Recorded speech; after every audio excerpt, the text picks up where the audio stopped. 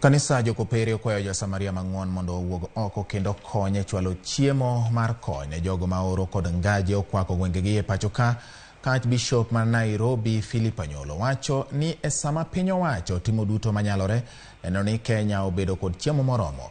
Nok mar chiemo e pacho ka gi e kindeni dwaro riwruok mar reso ngima joma midhiero nokwako.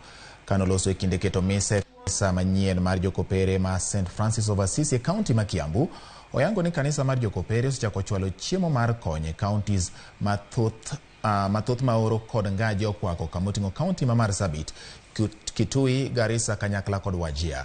Osire kod jaod bura ma Ruiru Simon King'ara manoyango ni deko mar koth osekelo midhiero ka kwan atamalo e kind 25 nyaka 30 mar kar chung'o od burano sani okwako doro.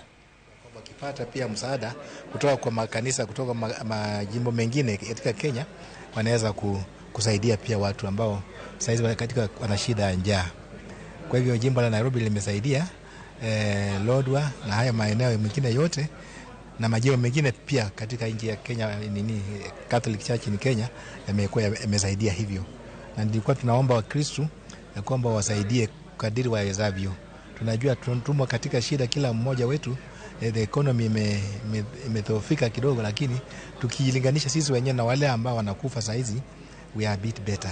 Spirit of sharing ni wito wa kanisa, ni wito wa Kristo. Kwa hivyo tunaomba ya kwamba wasaidie, sio hata kwamba chakula peke yake, lakini tumeona ya kwamba wanaposhindwa kupata chakula pia wanadhoofika pia na hata mavazi. Kwa hivyo wasaidie kwa namna inayowezekana, na tutashukuru ya kwamba kwa chochote ambacho kimetolewa tutashukuru sana.